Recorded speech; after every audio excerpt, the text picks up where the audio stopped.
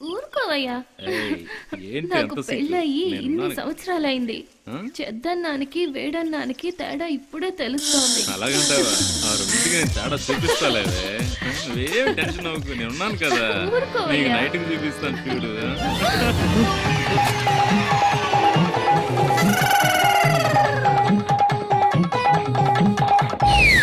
అమ్మా అమ్మా, ఎదురింటి అత్తయ్య పక్కింటి మావయ్య చెరుకు తోటలో ఏదో సద్దన్నం వేడన్నా అనుకుంటున్నారు. నోరు ముసుకోవే గాడిద, ఊరంతా చెప్తావా ఏంటి?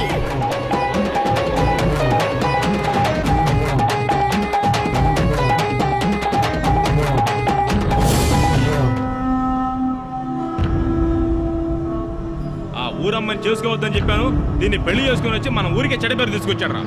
పేషెంట్ గారు, నా పెళ్ళడానికి ఆడికి ఏదో లింక్ ఉందని ఊరంతా చాలా కాలం నుంచి అనుకుంటున్నారు. ఈ రోజు బాలే దొరికిపోయాడు. నేను నమ్మలేకపోతున్నాను రా. ఈ రోజు పంచాయతీలో ఆడే తప్పు చేశాడు, నువ్వు గట్టిగా చెప్పేసావు అనుకో, అంతే అయిపోయాడు నా ఎదురోడు. తీర్పు చెప్పే వరకు కాస్త శాంతంగా ఉండవయ్యా. తీర్పు చెప్పిన తర్వాత నీ ఇష్టం వచ్చినట్టు చేసుకో. కేసు అయితే నేను చూసుకుంటాలే, ఎవరు మూసుకోండి రా. ఏంటి ఇంత చిన్న విషయానికి ఇంతమంది వచ్చారు? నా పెళ్ళం కేసు కదా, అందుకే. నమస్కారం. కూర్చోండి కూర్చోండి. ఓ కాస్త ఊరుకోండి అమ్మా. రై నోరు మూసుకున్నాడు రా. రై నువ్వు కొంచెం కూర్చో కూర్చో. ప్రెసిడెంట్ గారు, మా నూరులో ఇంతవరకు ఇటువంటి అసమే జరగలేదు. ఈ రోజు మీరు ఇవ్వబోయే శిక్షలో మా నూరు అబ్బాయిలు ఇక తప్పు చేయడానికే భయపడాలా. ఏమ్మా, ఎవరమ్మా చూసింది? నేనేనయ్యా. ఎక్కడ చూసావమ్మా? చెరుకు తోటలోనయ్యా. ఎంతమందిని చూసావు? ఇద్దరిని. వాళ్ళెవరో తెలుసా? తెలుసయ్యా. అమ్మాయి ఎవరమ్మా? ఈ అత్తేనయ్యా. ఇలాంటి వాళ్ళని ముక్కలు ముక్కలుగా నిరికేయాలి. సరేనమ్మా, కూడా ఎవరున్నారో తెలుసా? తెలుసయ్యా. త్వరగా చెప్పు పిల్ల, ఆడి తల తీసేస్తాను. ఎవరో చూపించమ్మా. తొందరగా చెప్పమ్మా.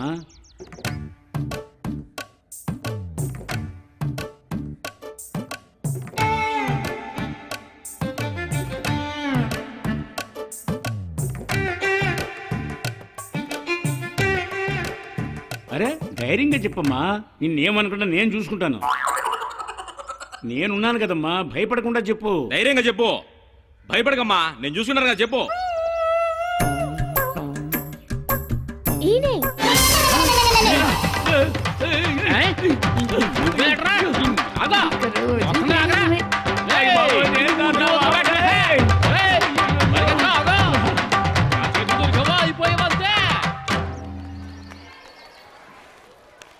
ఏంటయ్యా ఈ వైపేరానుడివి ఇలా వచ్చావేంటి? బాబాయ్ ఒక స్ట్రాంగ్ టీ కొట్టు. ఏంటో ముత్యాలరాజు, ఈ రోజు చూస్తుంటే ఏదోలా ఉన్నావేంటి? ఉండదా మరి పెద్దింట్లో సంబంధం అడిగాడు కదా. బావా బామదులు చెవు కోరుకున్న విషయం మాకు తెలియదు అనుకున్నావా, లేక ఊరు నిద్రపోతుంది అనుకున్నావా? ఇదిగో ముత్యాలరాజు, నువ్వు వచ్చిన తర్వాత బ్రహ్మానందం అక్కడికి వెళ్ళాడు. బ్రహ్మానందంగా తెలిస్తే ఊరంతటికీ తెలిసిపోయినట్టే. రాయుడు గారు వద్దని చెప్తే ఏమైందయ్యా? పిల్లని కనలేదయ్యా, బంగారు బొమ్మలాంటి పిల్లని కన్నాడు కదా. బయట వాళ్ళని అడిగితే పిల్లని ఎవరనే కదా, మా బావగారి దగ్గరికి వెళ్ళి పిల్లని అడిగాను. నీ పిల్లోడి గురించి నీకు తెలిసి నువ్వు ఇలా చేయొచ్చా? ఇది న్యాయంగా ఉందా? ప్రియమైన చింతలపూడి గ్రామ ప్రజలారా, మన గ్రామంలో ఉండే తాగునీటి సమస్యను తీర్చడానికి రాబోతున్న జిల్లా కలెక్టర్ గారిని ఆహ్వానించడానికి మన గ్రామ ప్రజలందరూ ఒక ఊరేగింపుగా బయలుదేరి జిల్లా కలెక్టర్ గారికి స్వాగతం పలకవలసిందిగా వినయంగా కోరుకుంటున్నాను. రేయ్, ఈ తోటల మామిడికాయలు సూపర్ గా ఉంటాయంట్రా. ఈ మామిడికాయలు ఎలాగోలా తినాలి.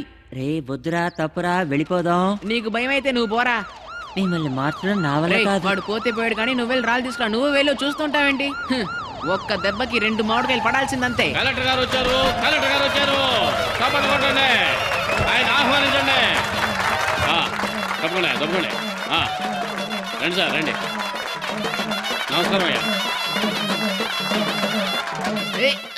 ఎప్పుడు మన జిల్లా కలెక్టర్ గారు తాగునీటి పథకానికి శంకుస్థాపన చేస్తారు.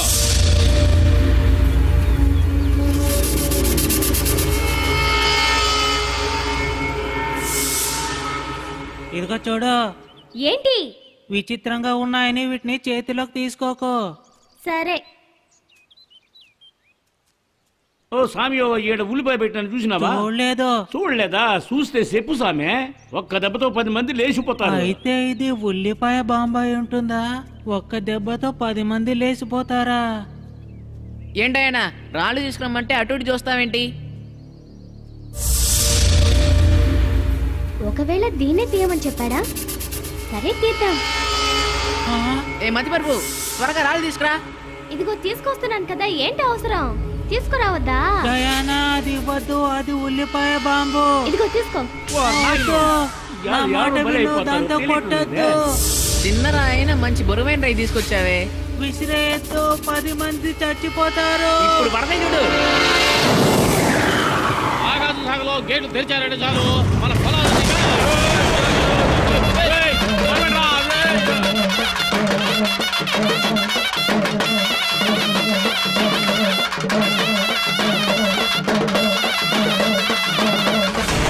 అలాగా, వీళ్ళు చాలా తెలియగలరు రోయ్. రేయ్ ఎల్లు తలుపుది. మేమేదో దొంగల్ని పట్టుకొని మంచి పేరు తెచ్చుకుందాం అనుకుంటే వీళ్ళు పాడకంలో పొడకలో వచ్చి నోట్లో మట్టి కొట్టారే. ఏంట్రా ఇలాంటప్పుడు తాళం తెరుచుకోరా?